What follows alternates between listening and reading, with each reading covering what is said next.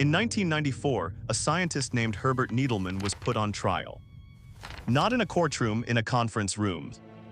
The lead industry had filed a formal misconduct complaint against him with the United States government. They hired private investigators to dig through his research. They pressured his university to fire him. They wanted him discredited, destroyed, and silent. His crime was proving that lead made children less intelligent. He was right, they knew he was right, and they spent millions of dollars trying to make sure nobody believed him. This is not a story about one villain. It's a story about a decision made in a laboratory in 1921 that quietly poisoned every human being alive for the next 100 years. A decision made by a man who knew exactly what he was doing. And a story about the scientist who spent his entire career trying to prove it, while the most powerful corporations in America tried to erase him. Chapter 1: The Quiet Contamination. In 1952, a young geochemist named Clair Patterson moved into a new lab at Caltech. He wasn't trying to save the world, he was trying to figure out how old it was. His PhD project was straightforward in theory: measure the ratio of uranium to lead in ancient rocks to calculate the age of the Earth. Uranium decays into lead at a known, consistent rate. Measure what's left, do the math, get the answer. But every time Patterson ran his measurements, the lead readings came back wrong. Wildly, inexplicably wrong. There was far more lead in his samples than there should have been. Lead that had no business being there.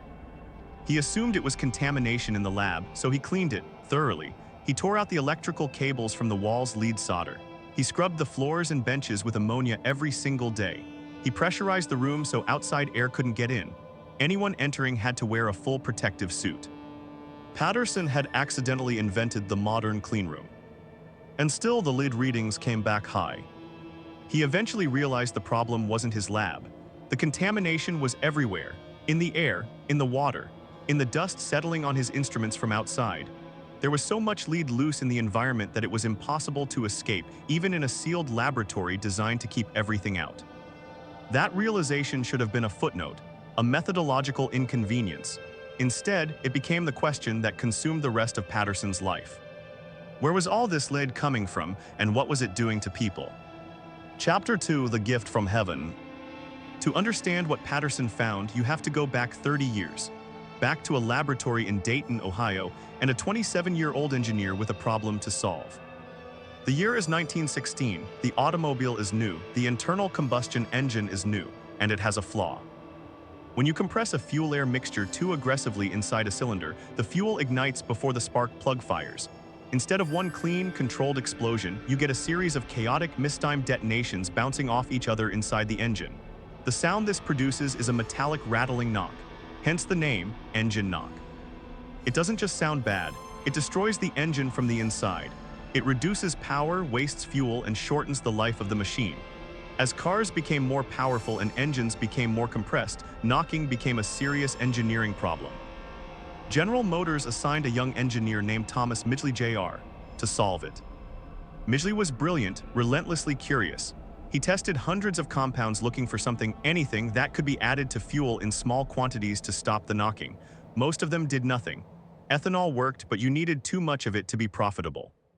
Then on December 9, 1921, after 5 years of experiments, Midgley found it.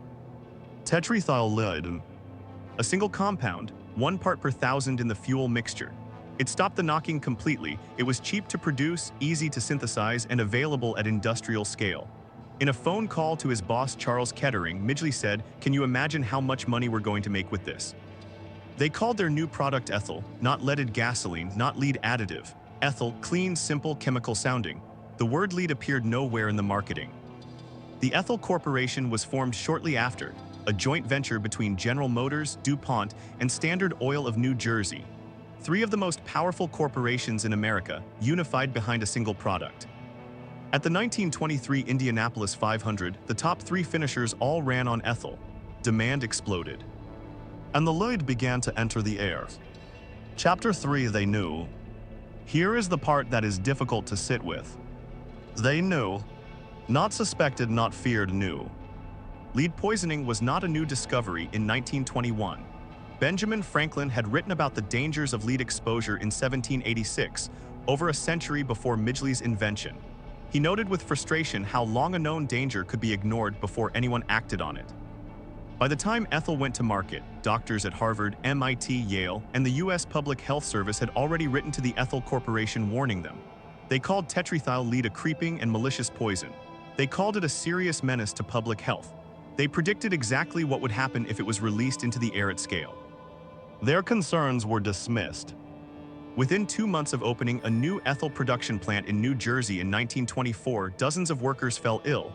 5 died. Workers at the plant began hallucinating. Some had to be physically restrained. The press called it the loony gas building. To manage the public relations crisis, Midgley held a press conference. He poured tetrethyl lead directly onto his hands and inhaled it for a full minute in front of reporters, claiming he could do this every day without harm. He could not. He had spent most of 1923 quietly recovering from lead poisoning in Florida, under doctors' orders to stay away from his own product. The performance worked, regulators backed down, ethyl stayed on the market. And for the next 50 years, every car in America burned lead and released it into the air, into lungs, into soil, into food, into the bloodstream of every child born in the 20th century. The president of Standard Oil, asked about the health risk, said this: "We do not feel justified in giving up what has come to the industry like a gift from heaven."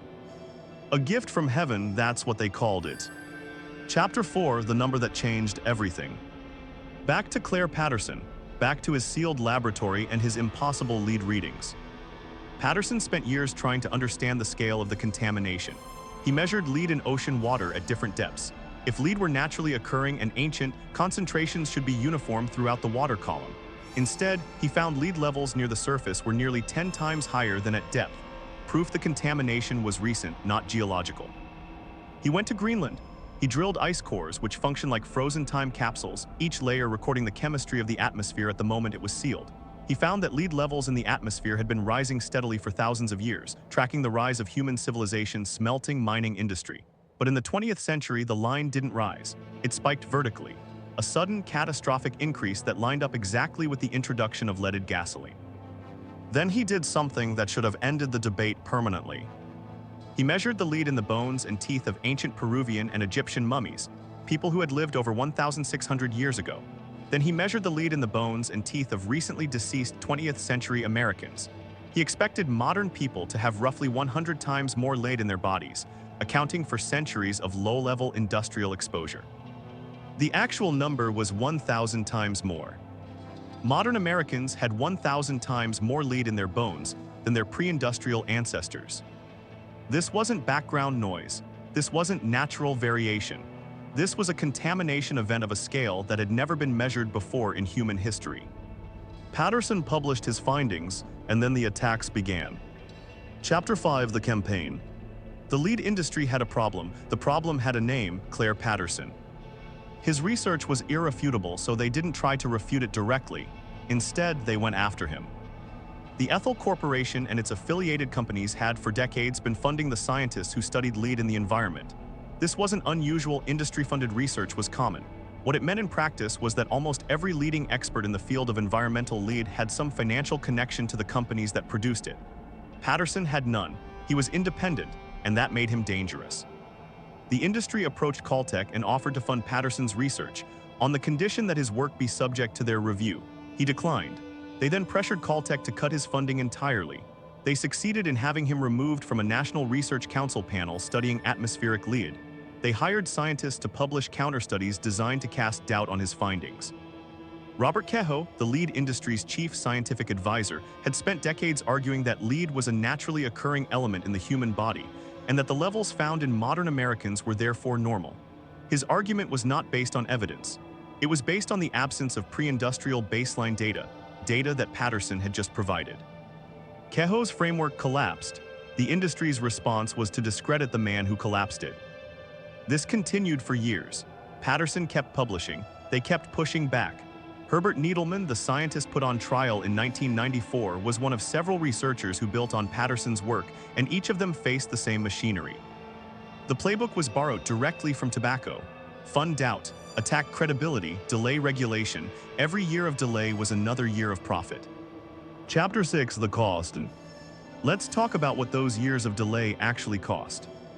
Lead exposure in children causes permanent neurological damage. It breaks down the protective sheath around nerve fibers. It disrupts neurotransmitter function. The most well-documented effect is a measurable, irreversible reduction in IQ. Studies of children's baby teeth, which retain a chemical record of early lead exposure, found that even levels previously considered safe caused decreased cognitive function, impaired learning, and increased behavioral problems. A 2022 study estimated that lead exposure reduced the aggregate IQ of the United States population by more than 800 million points. Not per person, total, across the entire population. The United States is measurably less intelligent today because of leaded gasoline. The behavioral effects are harder to quantify but equally well documented. A study of 340 teenagers found that those who had been arrested were 4 times more likely to have elevated lead in their bones than a matched control group with no criminal record. The United States saw a steady rise in violent crime from the late 1960s through the early 1990s, followed by a sudden, dramatic decline. That curve, when plotted on a graph, mirrors almost exactly a graph of childhood blood lead levels, offset by roughly 20 years. The same pattern appears in the United Kingdom, Canada, and Australia. Lead exposure doesn't cause crime, but it does damage the neurological systems that regulate impulse control, emotional response, and long-term decision-making. The cardiovascular effects are less discussed but possibly more deadly. A 2018 study found that lead exposure was likely responsible for 250,000 heart disease deaths per year in the United States alone. Projected across the 20th century, that figure approaches 25 million American deaths. Globally, estimates range toward 100 million. These are not projections. These are conservative estimates based on established dose-response data. The man responsible for most of it, Thomas Midgley Jr., never faced a single legal consequence. He received the American Chemical Society's highest honor. He was elected president of the American Chemical Society. He died in 1944, strangled accidentally by a mechanical pulley system he had invented to help himself out of bed after contracting polio. He didn't live to see what he had done. Or perhaps more accurately, he didn't live to see the world acknowledge what he had done. Chapter 7: The Reckoning. In 1965, Clair Patterson published a landmark paper calling for the elimination of lead from gasoline. It was largely ignored. In 1970, the Clean Air Act gave the Environmental Protection Agency authority to regulate fuel additives. The lead industry lobbied ferociously against any restrictions. It took until 1986 for the United States to fully phase out leaded gasoline. Japan had done it in 1986 as well. Most of Europe followed through the 1990s. The last country in the world to ban leaded fuel for road vehicles was Algeria in 2021. 100 years after Midgley's discovery, 100 years. The United Nations estimates that the global elimination of leaded gasoline now saves over 1 million lives per year. The economic benefit is calculated at $2.45 trillion annually. These are the savings from stopping something that should never have started. And it is not fully over. Leaded fuel is still used in piston-driven aircraft engines. In the United States, small aircraft are now the largest single source of lead emissions into the atmosphere. The airports and communities around them, often lower income, often communities of color, are still breathing lead. The CDC's acceptable threshold for blood lead levels in children has been revised downward repeatedly as the science has accumulated. It started at 60 micrograms per deciliter in the 1960s. Today it is 3.5. The current scientific consensus is that there is no safe level of lead exposure. No safe level, the number they are still measuring against, was never safe. It was just the level at which the damage became impossible to deny. Closing. Benjamin Franklin wrote in 1786 that he was troubled by how long a useful truth may be known and exist before it is generally received and practiced on. He was writing about lead. 230 years later, we finished phasing it out of gasoline. Clair Patterson spent 30 years being attacked by the most powerful industrial coalition in American history. He died in 1995, 2 years before the US finally banned leaded gasoline entirely. He was never awarded the Nobel Prize.